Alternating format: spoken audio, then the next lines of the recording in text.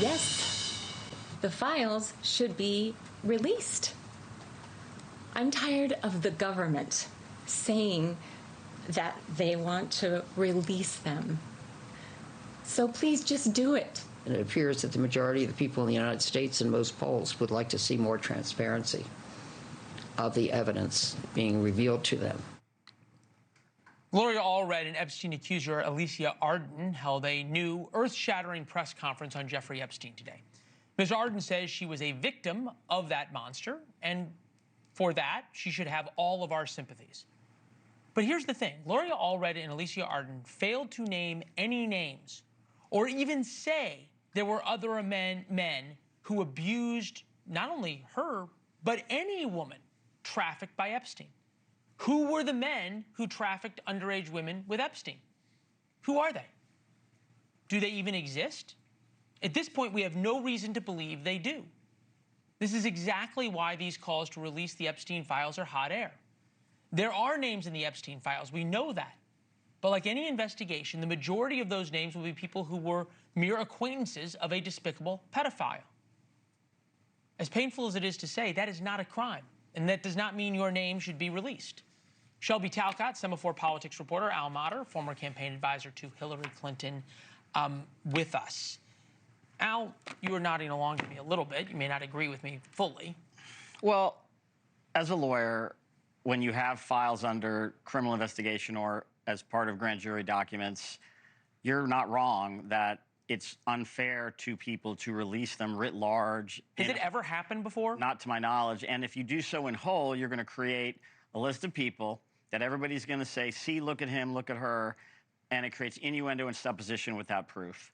And that is unfair to those people. The political problem, however, is that the president and his whole team of people at DOJ rode into town saying, we got to release everything, and we're going to. Yeah, well, to be fair, Shelby, and I think Al's got a point, everybody around Donald Trump kept saying we got to release these. Donald Trump was always sort of on my side of saying that this never done, I'm not really sure. For the White House, how do they make this go away? I think that's what they're trying to determine right now. I think initially when this all happened, when I talked to White House officials, they thought it was going to go away. They thought that they were going to be able to get the base back on their side and quiet them, as they have really with every issue that has come up when it comes to Donald Trump versus his base. He's always been able to get them back on his side. But I think they very quickly realized this was the one issue that the base is not going to stay quiet on. And so now you're seeing them in real time try to figure out, how do we quiet this down? You saw Donald Trump say, okay, release the grand jury testimony. You saw the DOJ interview Ghislaine Maxwell. Is that going to be enough for the base? I've talked to White House officials who don't think it's going to be enough for the base. So I think the question that the administration is grappling with right now is there a way to make this truly go away, or is the base always going to think that there is some smoking gun that has not yet been released? And Democrats would love nothing more than for that to continue. Absolutely. I mean, again, Pam Bondi, Patel, everyone came. Irony here of suddenly Democrats comparing, being so concerned about Jeffrey Epstein when it was Bill Clinton who spent so much time with Jeffrey Epstein? Well, if consistency were any measure, Leland, we wouldn't have politics. Okay. That's fair. Okay, look, Donald Trump, I think, realizes this is a problem, and you can kind of see it. Today, he was asked about a report that there was going to be some meeting organized by J.D. Vance of Team Trump to get everyone on the same page. Here's his response. I think the reporter who reported it needs to get better sources. Look, the whole thing is a hoax. It's put out by the Democrats because we've had the most successful 6 months in the history of our country. And that's just a way of trying to divert attention to something that's total bullshit. All right, Al, here's the question. When Democrats could be talking about the economy, they could be talking about how people are feeling, is talking about Epstein really where you want to spend your time? I mean, you had a guest earlier, the guy who was white man for Harris, who made a very good point that we don't have a good That didn't work out so well. Didn't work out so well for her. But the point is, and you ran the clip with Michael Bennett talking about our party, we don't have a message. Yes, that's where we ought to be, but we're not because we don't have one.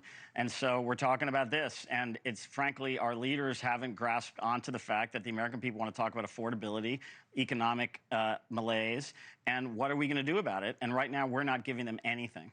Shelby, in a weird way, is the White House sort of okay with this still existing in the ether because it is a shiny object that Trump can fight against? To be clear, they're tired of this. They want this to go away. Right. But at the same time, I think that they have accepted that this is not going away. And in many ways, they've argued to me, officials have argued to me, that this has sort of died down from its peak and it's manageable now. And so I think now, compared to maybe even a week ago, they're feeling a little bit better. And what you're seeing them try to do is they're still pushing out a ton of other news. That's all intentional. Their theory of the case remains, okay, maybe this doesn't fully go away, but if we can sort of bombard the media and bombard the public with a ton of other news, with tariffs, etc., it's going to be okay.